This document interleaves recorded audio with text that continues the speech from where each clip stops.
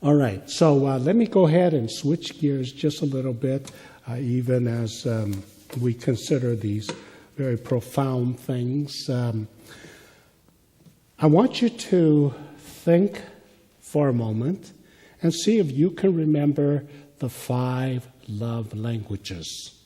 Okay, just in your mind, kind of run through and see if you can remember all 5. Okay, silently.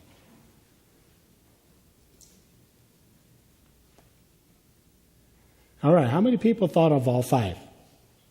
Okay, feel you. How many of you can think of 4? How many of you can think of 3? Okay, all right, we're getting there, all right? I like to be positive. How many of you can think of 2? 2. How many of you can think of 1? All right, so you got 1, Hey, this is not a competition, right? It's not a competition. You got to get some of that Chinese thinking out of your mind. This is not a competition or male thinking. Now, I want you to think about them, but let me just tell you what they are, okay? Number 1, words of affirmation, right?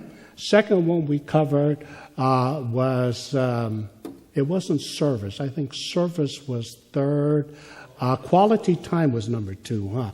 Then we did service, and there's 2 more. One is gifts, and one is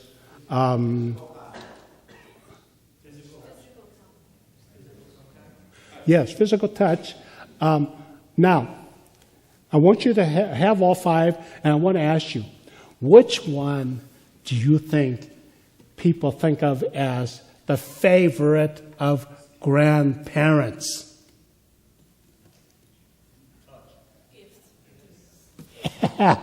Gifts. Okay, Dorothy got it. All right. I've been reading this book called The Essential Grandparent. All right. I want to be an A1 grandparent. I want to be essential. And lo and behold, chapter 9, an entire chapter is devoted to the joys of giving. And let me just read to you how it begins in that first paragraph. Gifts have power. Yes, by all means, give gifts to your grandchildren without worry that you're spoiling them. Presents is a grandparent's middle name. They help us express our desire for connection and our sheer delight in their existence. Every little treat or present says, I think you're special, and deepens our ties. And then it goes to the next section that says, gifts are your message. Gifts have power.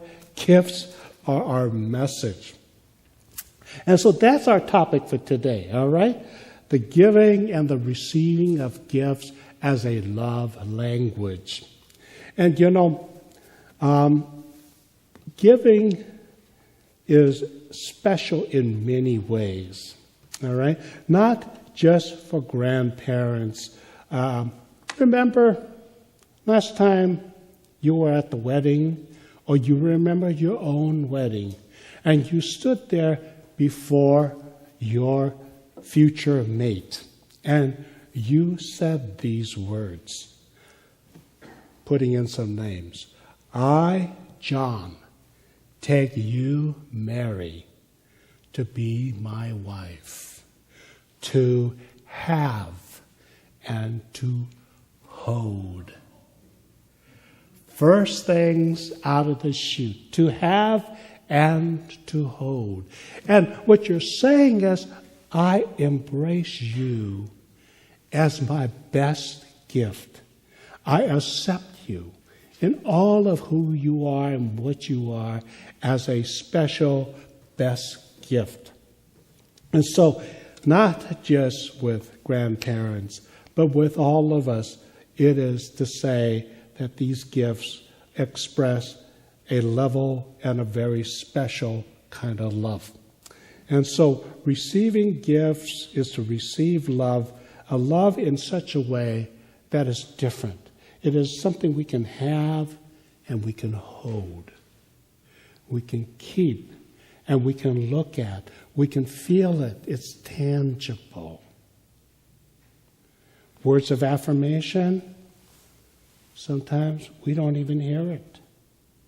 But a gift is something you can place somewhere and go back to it and see it again and again. And so in that way, it is very special. In its tangibility, you can experience it. You can wrap your arms around it, or sit in it, or hold it, or touch it. Whether it's a card that you read, or a car that you go into. If it's a candy or a cake, you can sink your teeth into it, you know. And so it's tangible. But then it's persistent. Every time we touch our ring, we look at our ring, I remember the gift and the having and the holding. And so, in that sense, this is very different. Another interesting attribute about gifts as expression and loves is this. The giving of gifts is very natural. It comes naturally. It's very basic. At what age can people start giving gifts? Little kids, right? They do their little crayon drawing, you know, and they want to come and they want to give it to you. And what do? You put it up on the refrigerator or something like that, right? Because you want to be a good receiver of gifts as well. So, you know, it's so natural. It even is so clear to little children. So from young to old, it is so basic. But it's also universal and powerful. It cuts across ages, cultures, and economic status. In Gary Chapman's book, before he became a Christian counselor, he was an anthropologist. And he would go to different parts of the world to meet the people and to study the people. And he tells about one time when he went to the island of Dominica. Now, that's not to be confused with the Dominican Republic. Do you guys know the island of Dominica? I want to impress that on you for a special reason. None of you know the island of Dominica. Okay, Bobby does. All right, so it's just past Cuba. That's the easiest reference point. A tiny little island. This is the island Tim is studying his medicine right now. Okay? So that should impress it on you a little better. Anyway, so he goes to this little island, and there's a tribe on there called the Carib Indians. And when he arrives, he remembers meeting them for the first time. And the person that he was meeting with says, Dr. Chapman, you know, I want to give you a gift. I want to give you a special drink. And Dr. Chapman says, sure, I'd love to have your gift. And so this man he was meeting with calls his son over, and he says, go and get that special drink for Dr. Chapman. And the boy runs outside, goes to a palm tree, skedaddles up that palm tree, comes down with a fresh green coconut, and they bring it into the house, they chop it off, and they punch some holes, and you got fresh coconut drink. Okay? Which now you can get at Costco in little bottles, a lot cheaper, without having to climb any trees. Well, he always remembered that. Then when he was leaving the island, the same person that he had gotten to know says, Dr. Chapman, I have a gift for you going away. And he produced, Dr. Chapman says, this 14-inch piece of stick, okay, from probably some tree, all kind of bent and crooked and stuff like that. But it was special. He could tell. It had been in the water and in the sand. He says it had been polished by the island until it was smooth and quite attractive. And the man says, Dr. Chapman, I give you this so you will remember us in Dominica. And you will remember the time that we spent together.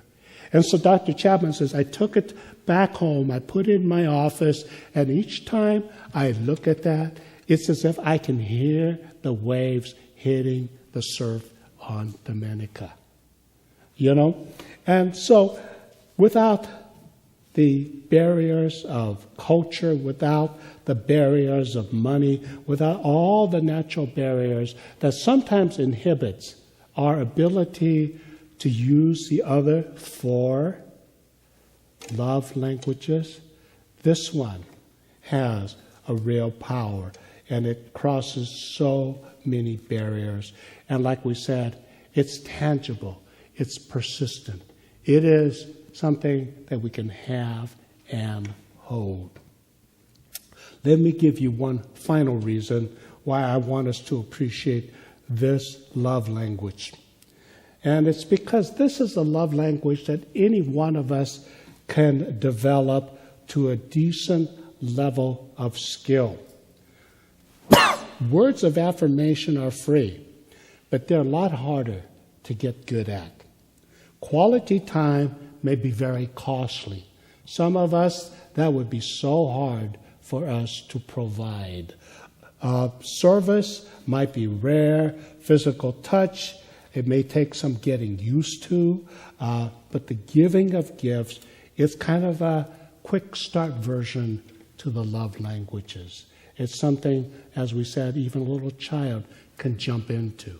And so, if you're having trouble knowing where to get started in developing, and I'm saying let's develop all 5 love languages.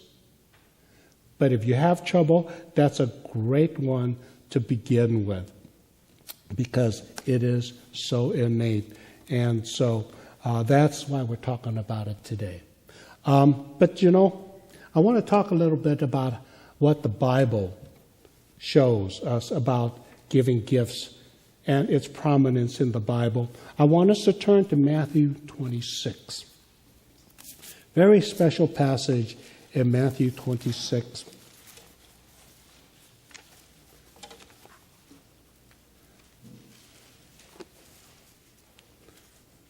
And we're not going to start at the very beginning of the chapter. I'm going to start us at verse 6, where we get to the meat of that passage and story.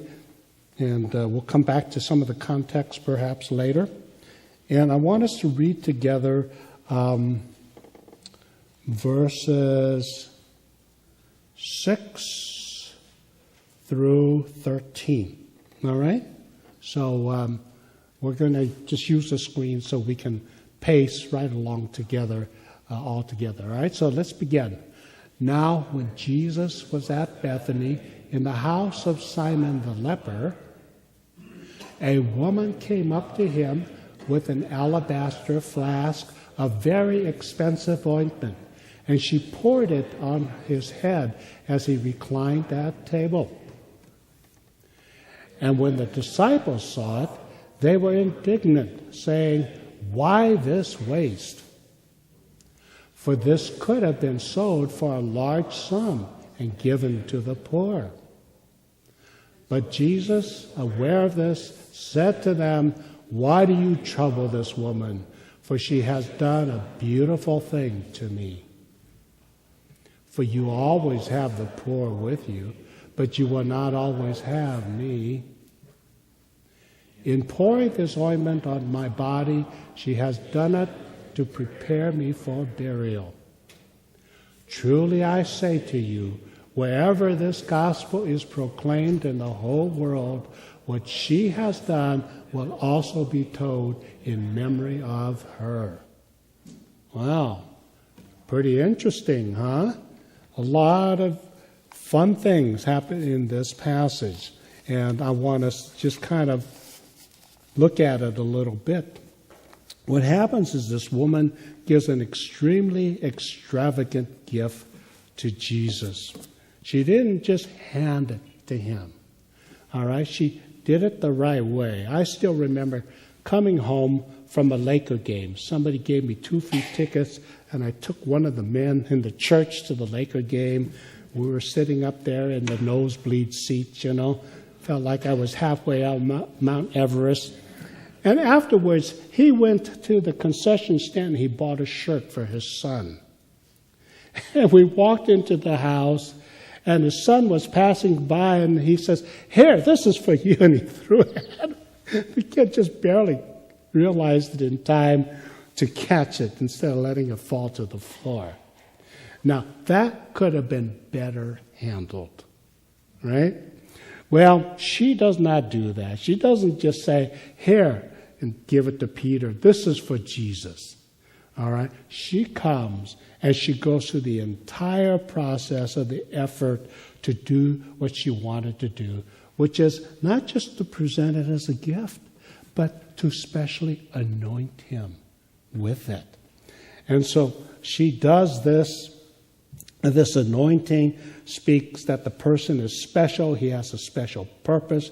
It's not just smelling good. It's not just medicinal, but it had a lot of extra meaning. And so she was doing this, and when the disciples start to talk under their breath about her, Jesus, knowing what they were talking about, comes in and defends. He doesn't say, "Yeah, this could have been used for other things." But he says, this is very special. He says, God is going to use her action in a very special way to express his own love for me, his own approval. Because he says, I'm going to die. And that's what the earlier verses of this chapter says, that he is going to his death in hours. And she is going to anoint me. See, what happens is Jesus would not get anointed after his death in preparation for burial like others. The women brought the spices, but Jesus had already risen from the grave. And so God was using her in a very special way and using what she intended to pre-anoint him for his death. And this was so pleasing to Jesus because what was she doing?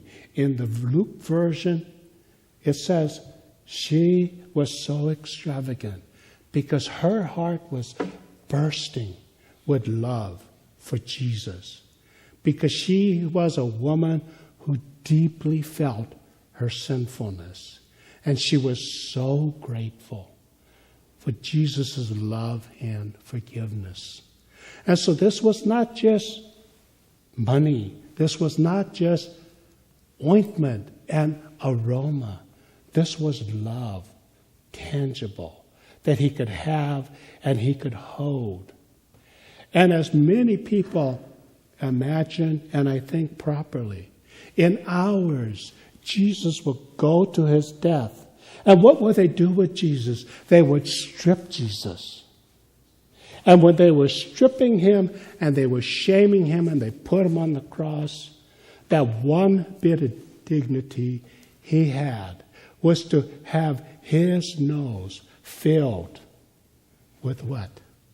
The aroma of what she had done for him only hours earlier. That the only thing he had left to wear was the anointing of the ointment that had been mixed into his hair and flowed onto his body. And so they couldn't take that away from him. And so in the pain, he will remember not only her love, but how it represented God's love. And so Jesus said, don't bother her. I want this gift. This is a good gift. This is a precious gift. This is a gift that's going to take me through the next batch of hours. And so that's what happened, And so a love language that is so wonderful and so powerful. God speaks this language. For he so loved the world that he gave what? His only begotten Son. And so the Bible teaches us to get in tune with this language. In Acts 20:35, it says, in all things I have shown you that by working hard in this way, we must help the weak and remember the words of the Lord Jesus, how he himself said, quote, "It is more blessed to do what? To give than to receive." And this is in Acts. If you try to look this up in the 4 Gospels, you won't find it. This is a special word of Jesus that was preserved beyond the Gospels to reach forward for us to know and to think. And so we are to be like God. Now, I said this is a very basic language. Even a little child has a feeling for it. But, we can do a good job. It's like my friend who had a gift, and that shirt costs a lot of money, especially if you buy it straight at the Forum, okay? That was back when they were still playing at the Forum, so you know how long ago that was. Anyway, he could have done so much better in making it fulfilled as a love language. Like this woman who didn't just hand over this bottle, but she used it in a way that fulfilled its purpose meaningfully and wonderfully. And I'm going to give you a few things that we need to keep in mind. First, we want in our thoughtfulness and our love to give what the recipient would understand and appreciate. Now, this sounds obvious, but I learned that this is not so obvious. I've learned that people tend to give according to 2 philosophies, all right? Some people give philosophy based on the recipient, and that's what we want to encourage. Some people like to give based on what they like to give, what they like to do, okay? And there's nothing wrong with that. You like to share your life. But sometimes for that sense of love language to have more impact, you might want to think, what in the world does that person really appreciate? For example, I've got a 10-year-old boy, all right? And I come to him on his birthday, and he has his heart set on what? He has his heart set on a bicycle. And I come to him and I said, "John, here's a violin for you. And I'll tell you what, I'm throwing in lessons." You think he's going to love that gift? Right? Not so much. And, the parent was meaning well, or the parent not meaning well, but wanting to fulfill their own desire to have, a great violinist in the family. And so they were thinking about it from a different point of view. And so, anyway, and that's what I mean by thinking about the recipient and not confusing it. There's another version of this that I've heard of that I know none of you would do. And that's people who love to shop. They gotta buy. And so they see something and they would love to have it for themselves. But they don't feel like, I can buy that for myself. So what do? They buy it and they give it to you. Right? And that way, they've given you a gift, but they don't feel guilty for spending the money. Well, again, who's the one who primarily is being benefited here? Especially if it's an inappropriate gift. And so you've got to be thoughtful about it, and you've got to make it appropriate to the person who is most appropriate. Let's give you an example, see if you guys are getting it, all right? Daniel's not here, so I'm going to pick on him. Daniel is a big hunter outdoorsman, right? This guy can skin a buck after he shot it right on the field. Now, I give you 3 cards you can give to him. You can give Daniel a card from Bed Bath & Beyond, The Body Works, or Bass Pro Shop. I forgot it for a moment. Thank you. Which one do you think he's going to want? Bass Pro Shop, right? And so you get the idea. You think, and you think thoughtfully of that person, and that's how you buy. A lot of times we say it's the thought that counts. And sometimes you get a gift and you think, what was the guy thinking? Well, maybe there was no thought behind it. Or the thought was more for themselves. See, we mean that phrase to teach. It's not about the amount you spend, but the love that you're expressing. That's the thought. Okay? But sometimes we take that phrase and we become thoughtless in how we gift. They are to be the incarnation of our love. Now, there is another key concept I want to mention today. This is in the Bible in 2 Timothy chapter 4. We are urged to present the gospel and always do it, and it uses a really interesting phrase, in season and out of season, all right? This is not like hunting, in season and out of season. In season means when there are those set times where it's appropriate. Out of season means anytime it occurs, you have the opportunity. Okay? Unscheduled, spontaneous. And I think in our giving, we need to keep that concept in mind. In season, hey, aren't you guys glad that my timing is so good? We're talking about gifts, right? What's next Sunday? Mother's Day. Guys, kids. Yeah, that's in season. Birthdays, anniversaries, that's in season. And if you've got somebody special in your life and they get their love tank filled when they receive gifts, if it's an in-season occasion and you don't provide anything, guess what happens? Not only does their love tank not get filled, it gets depleted. Okay? It's like somebody went and siphoned out the gas from the love tank. So, very important, and your calendar is your best friend, all right? Suggest 2 calendars. You get one calendar where you just put in all those in-season days so that it's clear and it doesn't get lost in the clutter, because I know how some of our calendars can have so much stuff. Then you take all the things you put in there, and having a blank calendar, you're able to really fill it completely and not miss anything, and you transfer it into the other calendar as well so that it becomes a regular part of your life. So that's just a suggestion. You can use whatever way you like. The other thing is the out-of-season giving.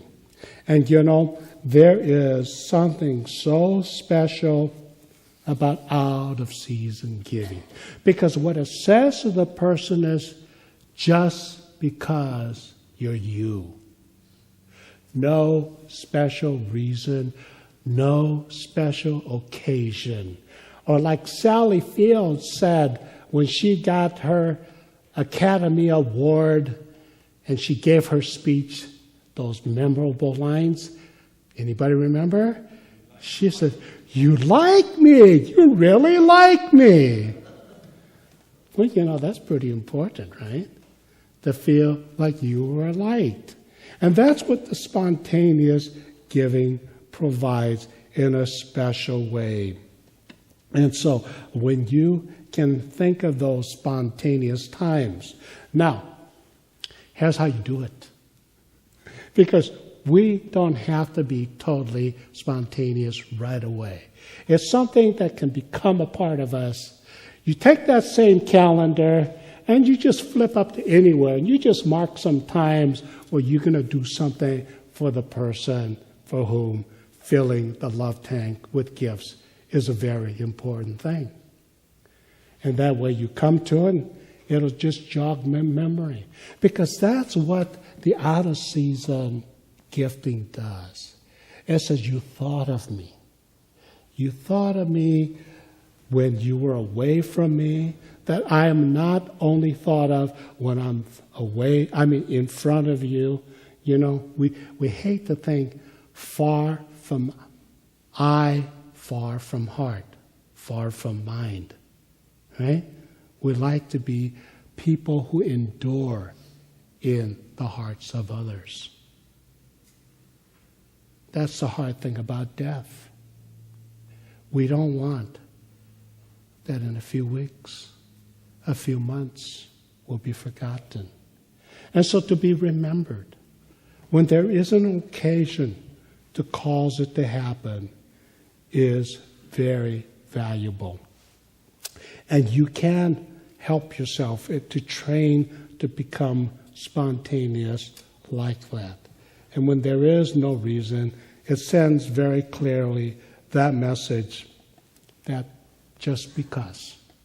This is not in reciprocation for your achievement or anything else. Just because. And this means it's unconditional. And that's what makes it special. And it doesn't have to be expensive. We had one person we knew who would go to the Hallmark store, and she would spend a lot of time reading every card until she found just the right card for you. And you read that card, and guess what? You learn about yourself. You learn about the relationship. And it became educational, and it became edifying. Doesn't take much. You don't have to be eloquent. You can borrow someone else's eloquence, and you can make it very powerful. Well, let's think about ourselves. Are we good gift givers? I grew up in a family where we never gave a single gift. So I had to come from way far back to learn about the process of giving gifts. And some of you might have that same situation. Are you the person who needs gifts to have your love tank filled? Is that applying to you? Or can you think of people in your life for whom that is their primary love language? Receiving gifts would be the thing that you can do for them more than anything else. And so next time you go away on a trip, you come back, what do? You bring a little gift. It could be nothing more than a little magnet, okay? It says, I thought about you, even though I was thousands of miles away having a good old time. You were there with me. See? So it's something that we need to think about. One last self-evaluation. Are you the kind of person who is more of an in-season gift giver? Or are you the kind of person, because your personality, you're an out-of-season giver? Think about that and how you need to develop even better. Now, I want to give us some very definite applications. I've said evaluate ourselves and think about who we can reach out to and how we can do it, to be thoughtful. Basically what I'm asking you to do is for those people, study them, know them, understand them. This is love, to understand others. It's not the easiest thing. When Jesus healed that blind man and he saw the blind man, and what did he see? Not a human being yet, but what did he see?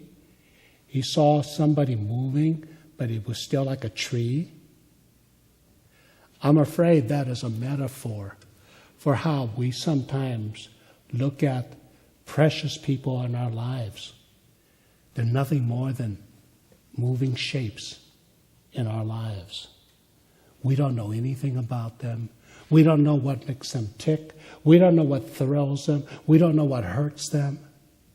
And so the beginning of really getting good at a high level in this love language is to study those people and come to know them well. Okay? And then to learn to give to them in season and out of season. I want to make one more application.